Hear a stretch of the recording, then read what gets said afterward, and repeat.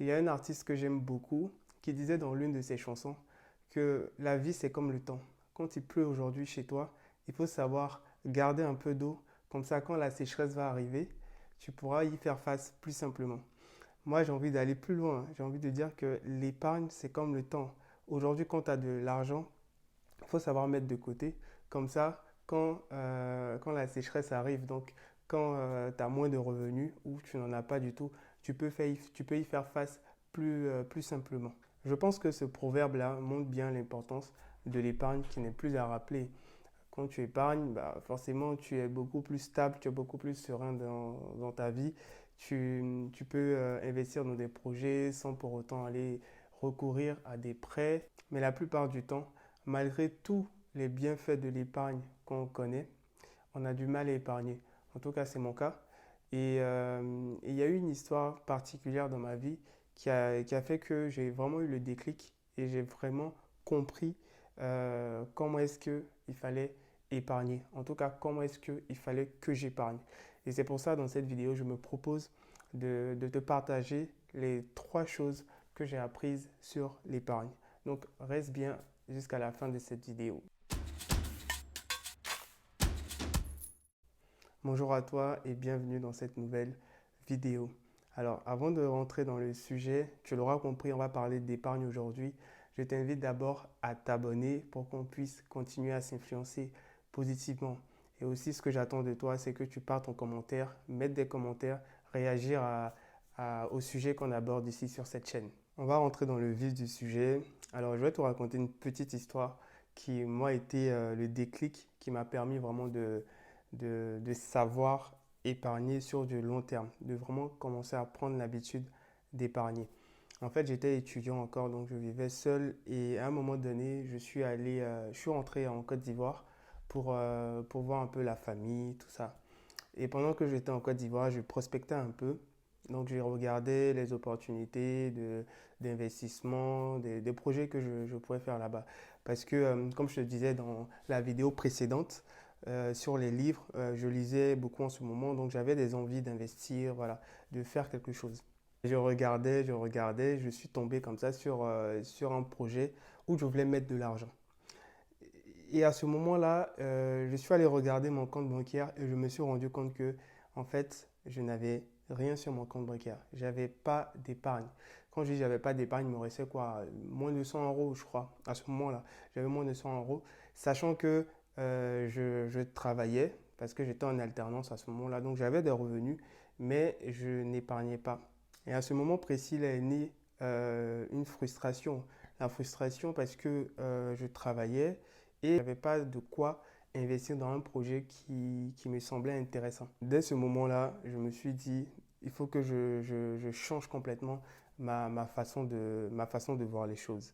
Il faut que j'ai de l'épargne. Il faut que j'ai de l'épargne comme ça. Dans ma vie, au cours de ma vie, quand tu auras des opportunités, il va falloir faire sortir de l'argent. Je serai capable de le faire. Et du coup, quand je suis rentré en France, j'avais vraiment cette idée-là de constituer mon épargne pour pouvoir investir dans le projet que j'avais en tête. Donc, la première leçon que j'ai apprise quand on veut épargner, c'est d'abord avoir un objectif qui est clair dès le départ. Moi, mon objectif, il était super clair. Tous les jours, je me réveillais et je me disais, il faut que j'ai cette ligne-là sur mon compte bancaire. Et voilà, ça me travaillait comme ça tous les jours, tous les jours. Donc, premier élément, à mon sens, en tout cas que j'utilise encore aujourd'hui pour pouvoir épargner, c'est d'avoir un objectif d'épargne qui est super clair. Une fois que moi j'avais mon objectif d'épargne, c'était pas suffisant. Avoir un objectif, c'est pas suffisant. Il faut se donner aussi les moyens il faut se donner les moyens de pouvoir atteindre cet objectif-là. Et c'est là que je me suis assis, j'ai réfléchi, j'ai fait le bilan de mes entrées d'argent et bon, de mon entrée d'argent parce que j'avais que mon revenu dû à mon alternance. D'ailleurs, si tu veux que je fasse une vidéo sur l'alternance, dis-le moi en commentaire. Donc, j'avais le revenu d'alternance et j'avais mes dépenses, mes charges. Donc, j'ai essayé de faire le bilan, voir quelles sont les charges qui vraiment me plombaient, qui faisaient que je n'arrivais pas à épargner chaque fin du mois. La première dépense que j'ai vue qui me bouffait énormément d'argent, c'était mon loyer. Mon loyer était énorme. Il me prenait plus d'un tiers même quasiment de mes revenus. Ensuite, j'avais aussi la voiture. parce que je partais au travail en voiture. Et donc la voiture, vous savez, il y a l'assurance, il y a l'essence. Donc tout ça, ça venait grignoter dans mes revenus. Ce qui faisait qu'à la fin du mois, je n'étais pas à découvert, mais je n'arrivais pas à épargner. Face à cette situation-là, il fallait que je fasse autrement. J'essaie de trouver quelque chose pour pouvoir réduire ces dépenses-là. Alors, il n'y avait pas mille solutions. Quand on a quand on a un loyer qui est trop cher, très souvent la solution, c'est de déménager. Mais qui dit déménager dit aussi accepter de perdre en confort. Parce que moi, je vivais seul. Et là, en fait, il fallait que je déménage pour aller vers quelque chose de moins cher. Et la seule solution pour moi, c'était d'aller en colocation. Donc, en colocation, j'allais vivre avec des gens, voilà, avec tout ce que ça implique.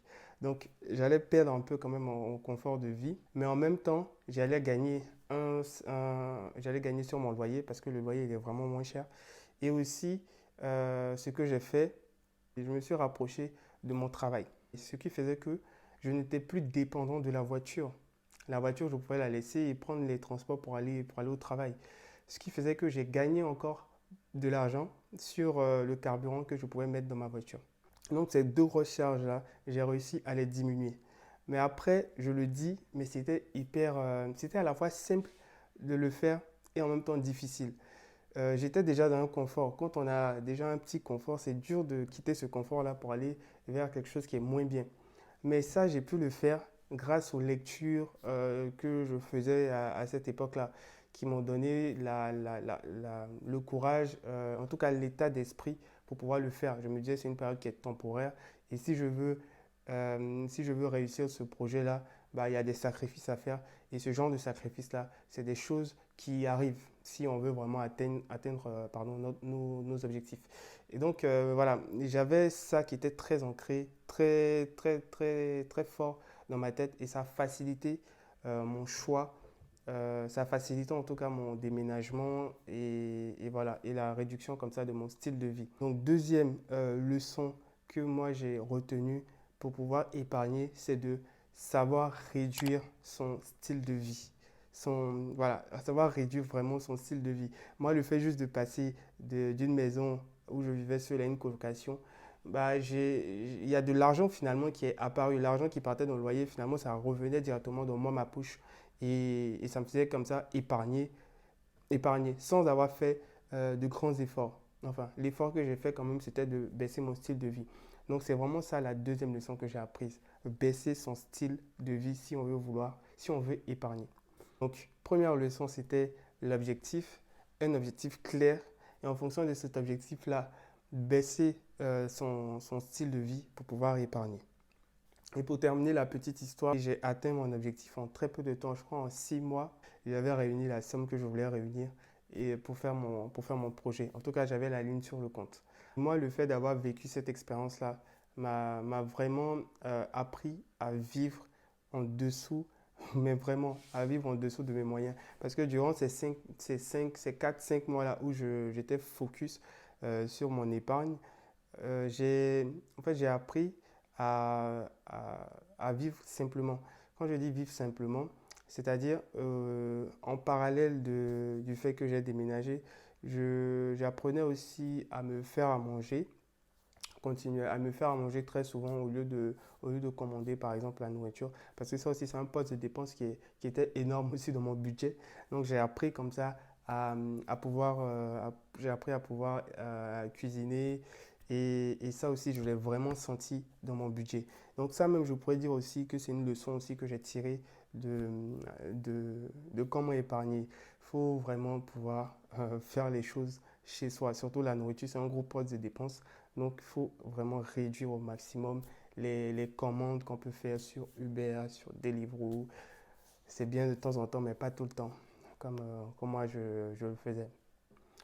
Et dernier élément pour pouvoir épargner que moi j'ai retenu, c'est que pour se constituer une épargne, il ne faut pas attendre d'avoir beaucoup d'argent, il ne faut pas attendre d'avoir des revenus, faut pas attendre d'avoir tes revenus de rêve en fait. Il faut commencer à épargner avec ce que tu as. Si tu ne commences pas à épargner avec ce que tu as, tu ne vas jamais savoir épargner. Pourquoi? Parce que en fait, épargner, ça prend du temps, c'est une habitude à mettre en place. Donc, même si c'est épargner 10 euros chaque fin du mois, épargne 10 euros chaque fin du mois. Ça va déjà te donner les réflexes d'épargne. Et ça va aussi te booster en te disant que tu es capable effectivement d'épargner, par exemple, 10 euros chaque fin du mois.